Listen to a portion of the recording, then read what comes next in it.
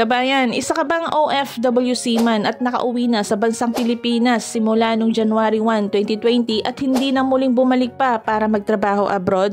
Pwede kang sumali sa programang ito, isang business plan competition hatid sa inyo ng DMW, kabilang dito ang National Reintegration Center for OFWs and National Maritime Polytechnic. Ang layunin ng programang ito ay para matulungan ang mga marinong OFW para makapagsimula ng negosyo dito sa Pilipinas sa pamamagitan ng puhunan, mentorship at suporta. Paano nga ba makasali sa business plan competition na ito, kabayan? Narito ang karagdagang kaalaman kung paano ka makasali sa programang ito. Una, kailangan nakauwi ka na ng Pilipinas simula January 1, 2020. Pangalawa, hindi ka dapat nakatanggap ng kahit anong kabuhayan program galing NRCO. Tulad ng Livelihood Development Assistance Program, Balik Pinay, Balik Hanap Buhay. Sa Pinas, ikaw ang Ma'am and Sir, Tulong Puso at Linganin ang Kakayahan sa Kabuhayan Award. Pangatlo, kung isa ka naging OFW at nagtatrabaho ka na sa gobyerno ng Pilipinas at nagkaroon ng job order o kaya kontrata, ay hindi ka po pwedeng sumali sa programang ito. Kung ang pamilya mo or kamag-anak mo nagtatrabaho sa government agencies tulad ng Department of Migrant Workers, Overseas Workers Welfare Administration, National Maritime Polytechnic at OFW Hospital, hindi ka pwedeng sumali sa competition na to hanggang ika-4 na antas na angkan ng inyong pamilya. Kabayan, kung sa tingin mo isa kang kwalipikado sa competition na ito at gusto mong sumali, mag-register lamang po kayo sa online Lika application form o kaya naman click nyo lamang po ang link na nasa caption at pwede nyo rin pong i-scan ang QR code na nakalagay po sa comment section. At kailangan po maghanda kayo ng isang original business plan, dapat po bago. Yung nasa idea nyo pa lamang po, yung nagsisimula pa lang kayo. Ang 12